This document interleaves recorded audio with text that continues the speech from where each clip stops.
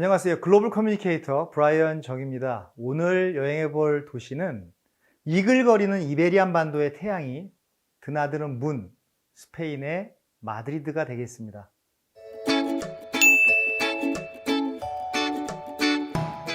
마드리드에서 가장 먼저 볼 곳은 프라도 미술관인데요. 이 프라도라는 말은 초원이라는 뜻입니다.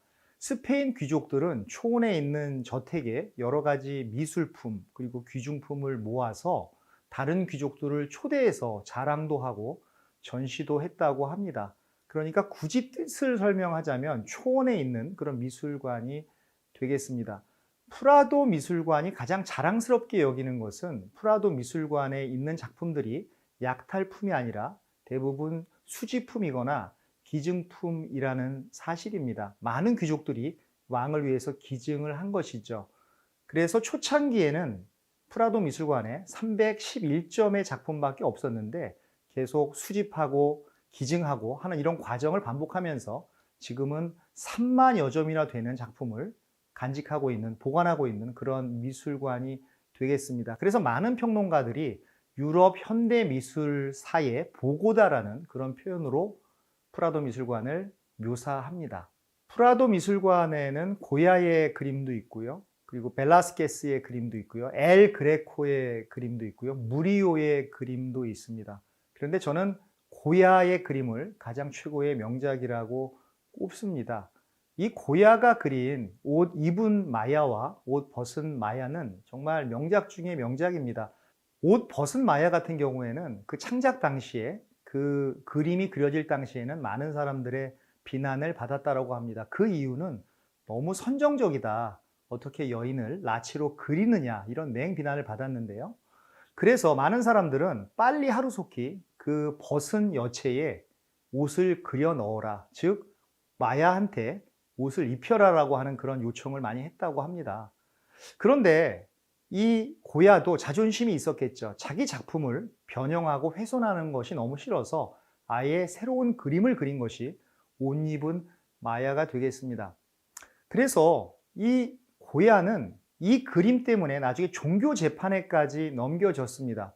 그래서 자기의 지위를 박탈당하게 됩니다. 수석 궁정화가라는 자리를 이 누드 마야 때문에 박탈당하게 된 것이죠. 이 고야는요, 귀족에 대한 어떤 멸시감이 좀 있었습니다. 16세기 이후에 스페인이 망해가는 이유가 바로 왕의 무능함, 그리고 귀족의 부패함이라고 생각을 했던 것이죠. 그래서 이런 귀족을 멸시하는 마음 때문에 그 고야의 그림에는 여러 가지 귀족이 약간 나쁘게 묘사가 되어 있습니다.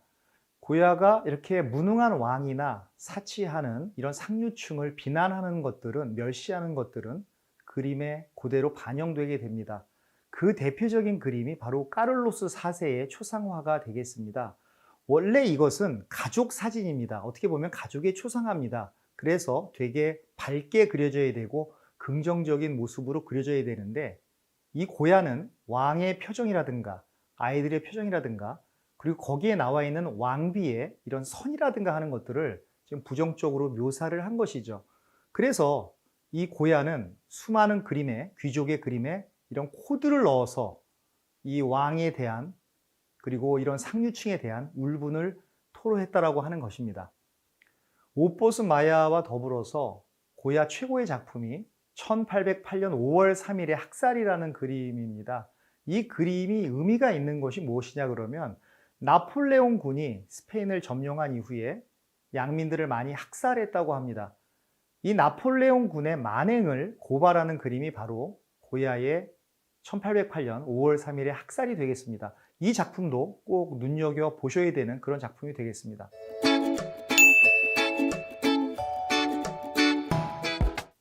프라도 미술관과 쌍벽을 이루는 또 하나의 미술관이 있는데요. 그 레이나 소피아 미술관입니다. 레이나 소피아 미술관은 원래는 정신병동으로 쓰였던 건물입니다. 그래서 그런지 천장도 되게 높으면서 암울해 보였고요. 또 정신병자를 수용하려고 했던 그 방들이 촘촘히 있습니다. 그래서 기존의 미술관의 디자인과는 많이 달라 보였습니다. 1986년도에 소피아 왕비가 심취되어 있던 스페인의 예술을 부흥하기 위해서 건물을 개조해서 아트센터로 만든 것이 지금의 레이나 소피아 미술관이 되겠습니다. 이 레이나 소피아 미술관이 유명해진 이유는 바로 파블로 피카소의 게르니카이기 때문입니다. 이 게르니카는 1937년도 스페인에서 한참 내전이 벌어져 있을 때 나치 정권이 폭격기를 가지고 와서 바스크 지방에 있었던 작은 마을 게르니카에 폭탄을 투하해서 많은 사람을 학살했는데요. 그 학살의 현장을 그린 것입니다.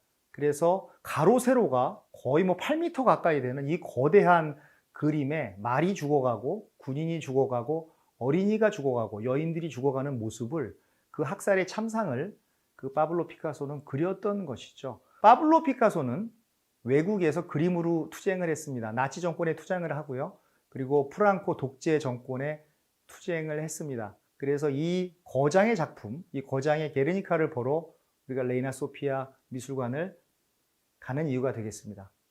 레이나 소피아 미술관에 많은 명작이 있지만 저는 또 눈여겨봤던 작품이요. 그 살바도르 달리의 히틀러의 수수께끼라는 작품과 그리고 후안 미로의 파이프를 문 남자였습니다. 이 작품도 인기가 좋아서 그 앞에서 사진을 찍기 위해서 긴 줄이 늘어서 있는데요. 게르니카를 보시고 나서 이 달리와 미로의 작품을 보시는 것도 권해드립니다.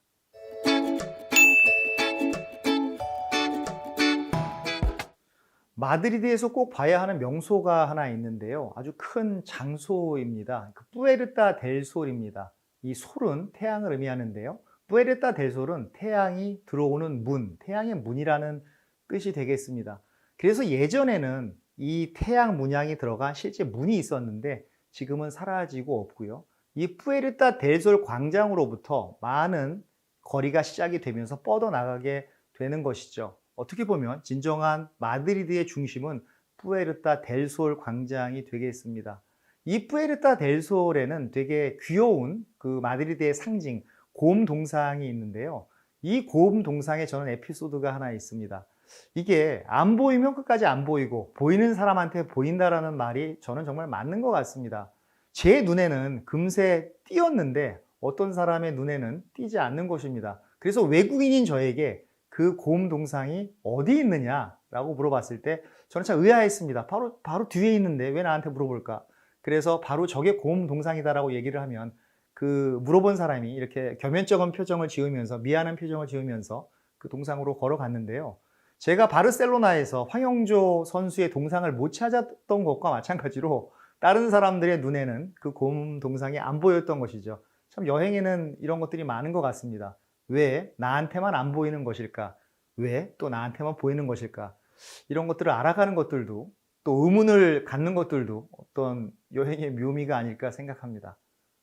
뿌에르타 델 솔이 마드리드의 중심이다 보니까 이 솔 광장 주변에는요 많은 바들이 있습니다. 웨스턴 바도 있고 스페인식 바들이 있는데 사람들이 굉장히 많습니다.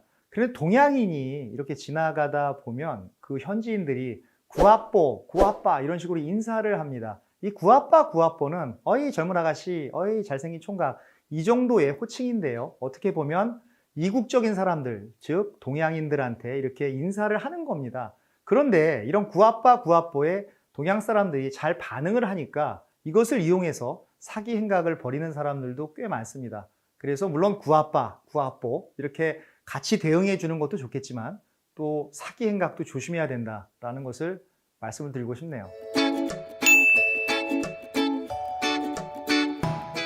마드리드는 투의 마지막 승부사인 마타도르의 눈을 닮았습니다. 목표를 설정하고 돌진하는 무한한 에너지를 가졌습니다.